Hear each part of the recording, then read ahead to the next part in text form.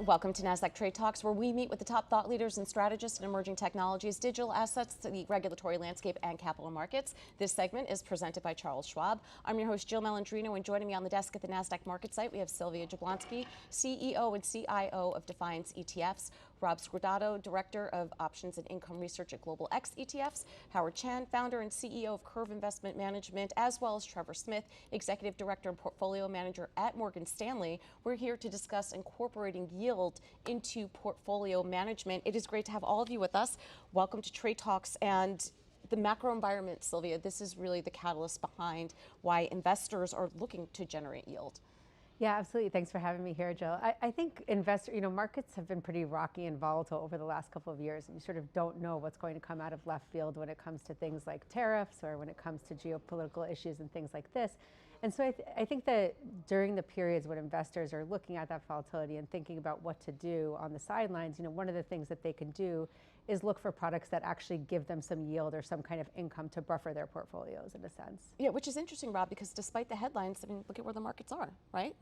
Yeah, absolutely. And to Sylvia's point, like there have been so many different opportunities to potentially boost a yield in an overall portfolio over the years. And we've seen a lot of these newer opportunities arise from a long-winded drawdown for the yield that you're able to achieve on traditional bond instruments that took place for the better part of the last 10, 15 years. That brought a lot of these new opportunities into the market. We're in this space now where if markets proceed to trend flat, trend modestly up, you might be looking for an opportunity to boost that yield using some derivative instrument or some alternative form of income that might not be traditionally incorporated into that fixed income sleeve of your portfolio. Yeah, and Howard, investors continue to have to make that trade-off between income and growth in their portfolios. Yeah, I mean, we're really focused on this fundamental trade-off that investors have always had in doing asset allocation in their portfolios, which is that in order to get some yield, you either get dividends or corporate bonds, and those generally are really focus on sectors, what I would call older parts of the economy. So financials, energies, utilities, right? And then you've always have to underweight growth because just by virtue, tech companies don't distribute a lot of dividends. Mm-hmm. So we're thinking about how do you actually get both growth and income in your portfolio? And just going back to the current environment also is that the traditional correlation between equity and bonds is negative, a 60-40 portfolio, but that has been breaking down. Yeah. And with the one asset that is actually negatively correlated with equities as a hedge in case market falls is volatility. And so we think that is an additional piece of the risk premium that you should put in your portfolio to really diversify risk exposures. Yeah. And your thoughts, Trevor, on the macro? I would say that the macro environment has led to a yield steepening of our yield curve steepening in the municipal space. We've seen that everything from the new administration's policies on global trade to worries about inflation to a pull forward of issuance has led to yields rising across the yield curve, and really income is now back in municipal fixed income. We see tax equivalent yields that are very compelling, that are well north of our corporate counterparts, and we're seeing value across our yield curve and in the municipal space. So it's no longer a asset class that tends to have lower yield. Are there certain areas within the muni space that are attractive? Sure. I think across the credit spectrum, again, yield has come back into our asset class. I think the long end of the yield curve is very attractive. We have seen a yield curve steepening of over 100 basis points this year, and the municipal yield curve is twice as steep as the treasury yield curve. We haven't seen this since 2013's taper tantrum.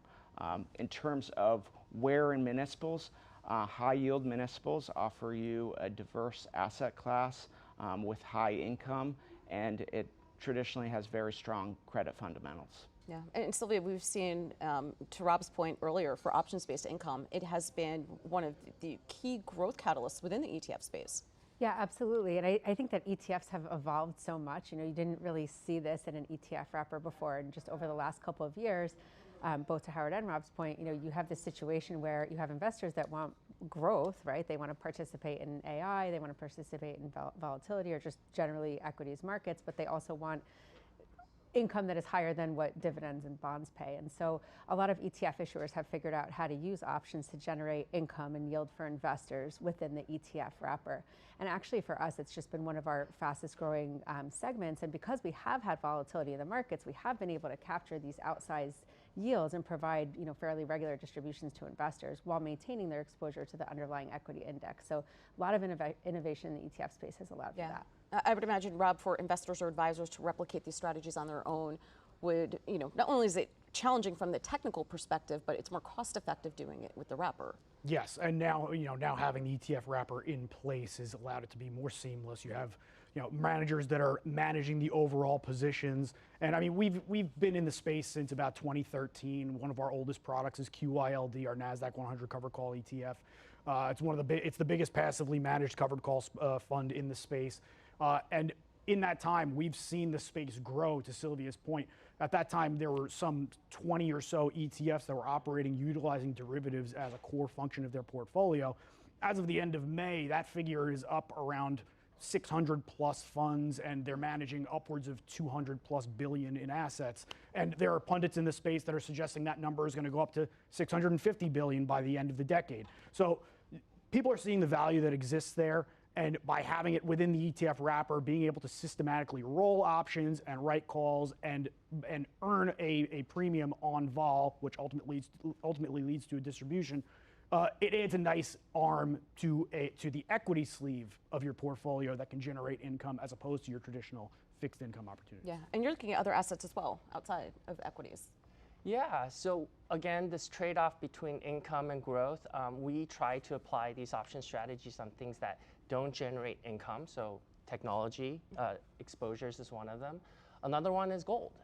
Gold, I'm paraphrasing, but Warren Buffett hates it because you're digging a hole in the ground to get it out, and you're digging another hole to store it, right? Because there's no utility, right? So now there's a chance in using some of these strategies to actually generate income on a non-income generating asset.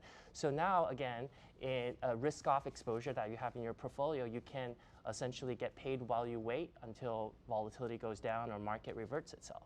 Yeah, and Trevor, to the point of more effective management for investors and advisors, especially with munis or the fixed income space in general, having that ETF wrapper. Yes, we're seeing robust growth in ETF managed funds. What used to be just 4% of our market back in 2019 is up to 12% of the fund market. Year-to-date inflows into ETFs are about 80% of the inflows into funds. So again, we're seeing the customer demand, we're seeing the growth there.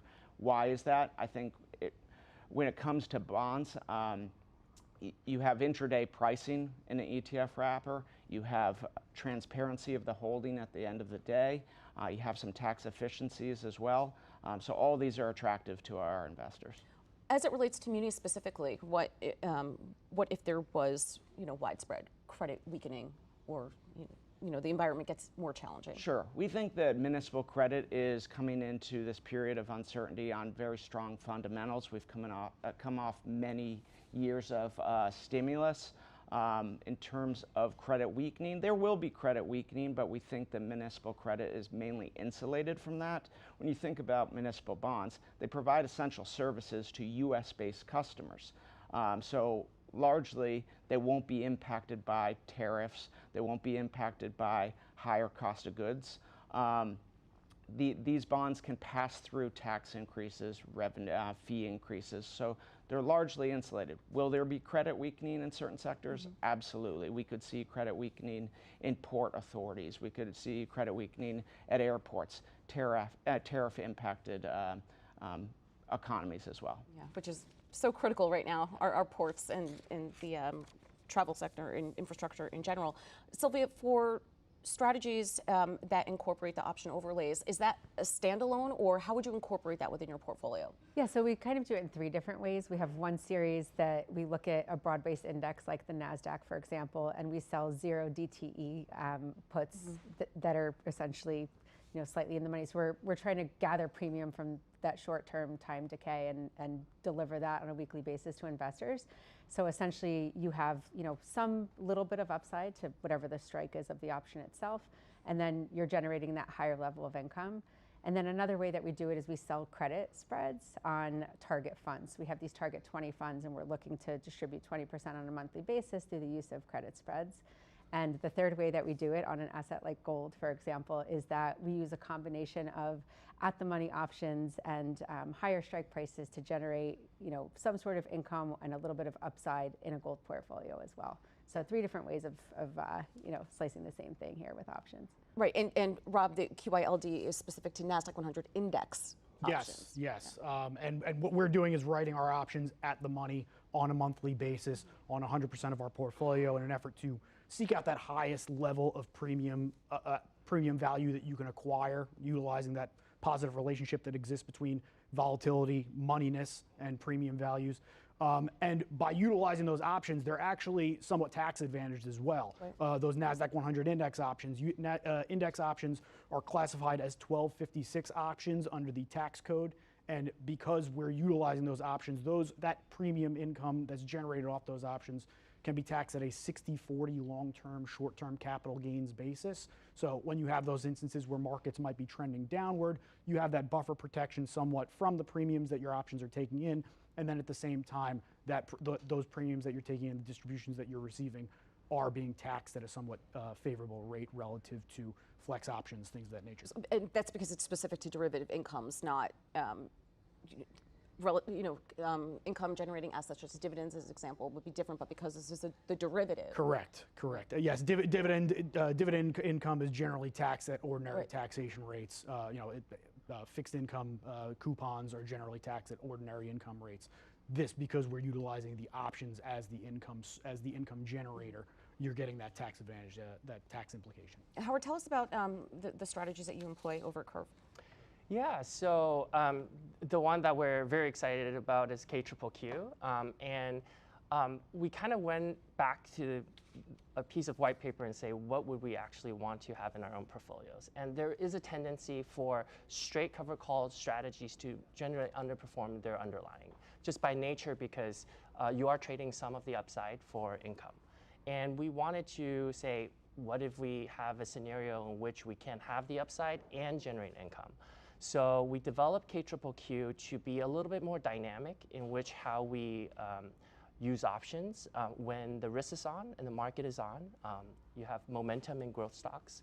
We momentum weight it. So we allow those stocks to appreciate in value and not stand in front of it. But when a certain name doesn't have price momentum, when it's trading sideways or when it's trending down, that's actually the perfect time to write cover calls or do different option strategies, and you can harvest the entire premium.